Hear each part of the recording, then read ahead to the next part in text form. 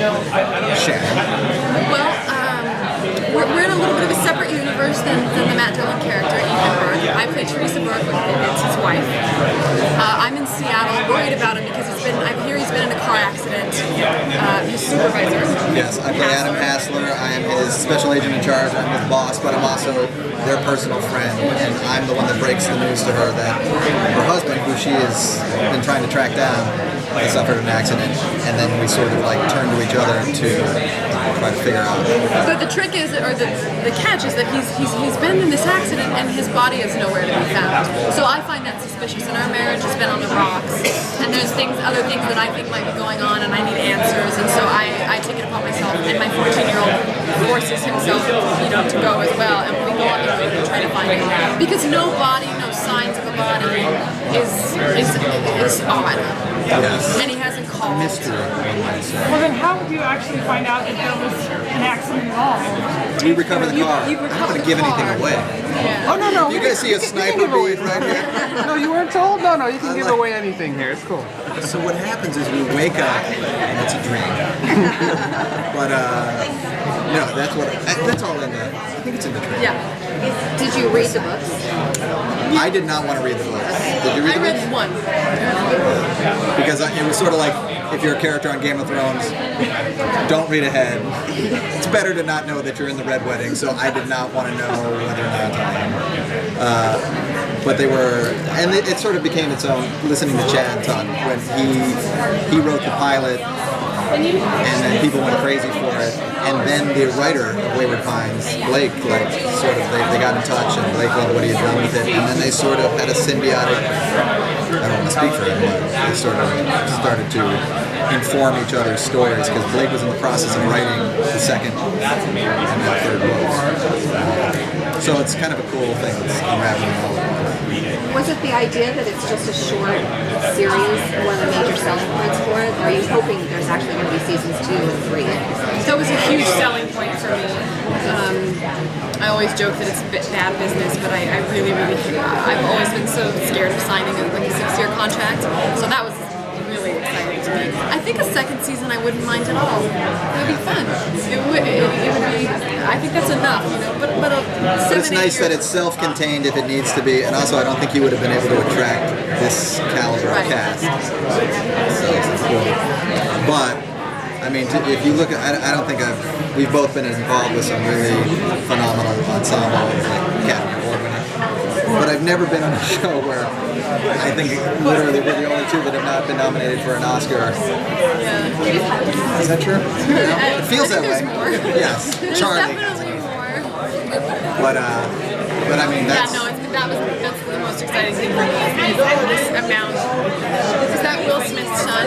You guys are all looking at Will Smith's son. It was the costume. Wow. No, I want to look too. I mean, like rubbernecking. What costume is that? Not many people can pull off like That's from Nemesis? That's. Maybe. I'm not sure. Or it's No, White I don't Batman. want to give it wrong. If you get it wrong, you'll never I live don't it know what down. it is. I think it's Batman. So you're talking about the cast are high caliber, but it also attracted really high caliber directors. What was that like to have that come in? It was amazing because you just felt really confident that the first episode of the tone was going to be set in a way that was dedicated and not compromising the quality. So something could be done in a quick way, not spoon-feeding too much. It's okay, don't mind that. And now I know. But it was the outfit that was more distracting. Fantastic. I think he wore that to Kanye's wedding. To her. Anyway. Not to gossip. But you guys aren't recording this, right? No. So well, you know what? Actually, M. Night told us going in that he wanted it to be like a film. You know what I mean? So every director that came in after sort of had a unique perspective and really acclaimed directors, but ones that don't traditionally work in television. And so you get these incredibly original, beautiful visuals, and I think it pays off because the series is only. So were you guys aware of everything? So when you were reading the scripts, did you just see your parts, or did you see also what your castmates? I read the whole script. The whole script. Yeah, everybody got the whole script, which was nice because you know what's going on. You know the bigger picture so that you know your job and your picture, and you're able to see your job better.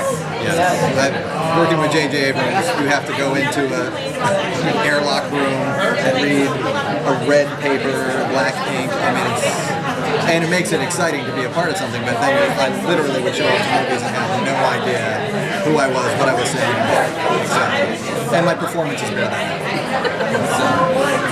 But Night, and the funny thing is, I don't know if you guys have heard, most of us wanted to be clued in on some of the secrets, but Terrence Howard famously did not. He did not want to know what was happening, and it actually, he delivers such a brilliant original performance because he didn't want to be let down. It's a little bit like Christopher Walken doesn't want punctuation. Terrence Howard did not want to know the fate of any of our characters, and it makes He just wanted his scene. just want to be in the moment. Yeah, and it's pretty incredible.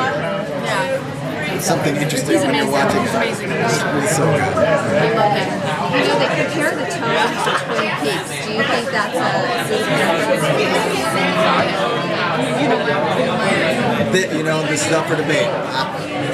Because I think Toby made a really good point about you don't want to get too tied to a comparison because David Lynch has his own voice and Twin Peaks had its own sort of twisted version of reality. And the parallels, the fact that it's a small town Americana with quirky inhabitants, that's pretty much where the similarities end because this very much it feels like a deeply, almost sinister, coiled mystery that just keeps unfolding, you know.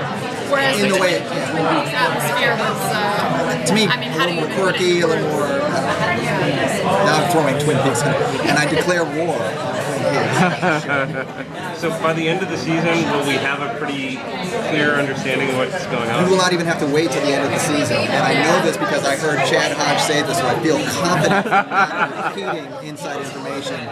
Unlike a series where he didn't want the feeling that you get through all 10 episodes and the big reveal is at the end, and then suddenly you're left with it. There are many reveals that happen in every episode, but there is a big sort of the secret of the town and everything gets revealed halfway through the 10 episodes. And so, and then of course, it just gets, you go from there.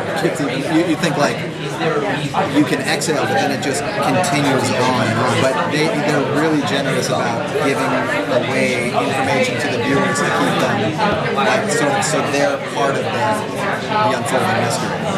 So you don't have to wait till the end. You're not going to get an experience like Lost, which I am a fan of. And JJ, I did not throw the ending of Lost. Do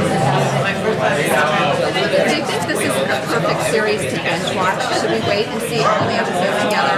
we were talking about that. Absolutely, you can because it's not a procedural or something with a formula every episode. The plot unfolds. So absolutely. But also, I've watched a couple of them. I don't know, like I'm a fan of Game of Thrones. This is the same sort of, I think they're trying to create the water cooler moment where such incredibly shocking stuff happens every episode that it's like event television where you see it, you want to talk about it the next day, and so you can do either because, you know, I never watched one episode of Breaking Bad until it was over, and then I consumed it in like 3 weeks. So I think this works either way, but I think it's the kind of thing that would be sort of part of an ongoing conversation. Wow, the whole Breaking Bad. I watched it all in 3 weeks. So without revealing, a lot of the storylines, what other characters are you guys going to engage with throughout the series? Well, there's a lot of characters that live in Wayward Pines, and I can't really say. Yeah, this is where we sort This of is a tricky question. cross. I mean, like, We can tell you the Terrence actors that are Howard. involved. Yeah, Terrence Howard plays Sheriff Saul. Yeah, we got Melissa Leo Plays a playing nurse. Nurse Pam. The thing is, once you think you've pegged down somebody's personality, you do not know the full story behind what's going on behind them. So everybody is a bit of a mystery, ourselves included. I mean, you know, like Shannon's character proves to be more resourceful than just a typical I'm married to an FBI or a Secret Service agent. She's able to decode information that most mere mortals wouldn't be able to. And so like everybody is constantly gaming each other, trying to and I'm dead. Is this the type of show, the genre of show that you would help me watch and feel involved with?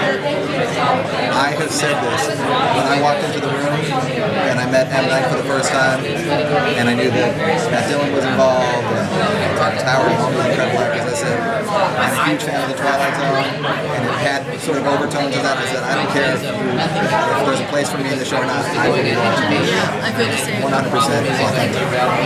I love all the actors. Me too. Because your character's husband goes because of this woman that kind of came between his marriage before. I mean, does she know why he's left? She has an idea. I mean, she knows that he had to go to Idaho and he can't say anything else, and now he's gone, and there's no traces of his body, but he was in a car accident, no one has any information. She has ideas, you know, and she wants answers because I always thought of it as the last attempt to know that she tried her hardest to save his marriage, and this was the last. And then she gets things she didn't expect on that journey. Can you imagine? Your husband's out there, a top secret job. There's another woman who's also in a top secret job. My wife would not be happy. Actually, that's what we're doing. We're filming a top secret job. Sounds like you have a top secret job.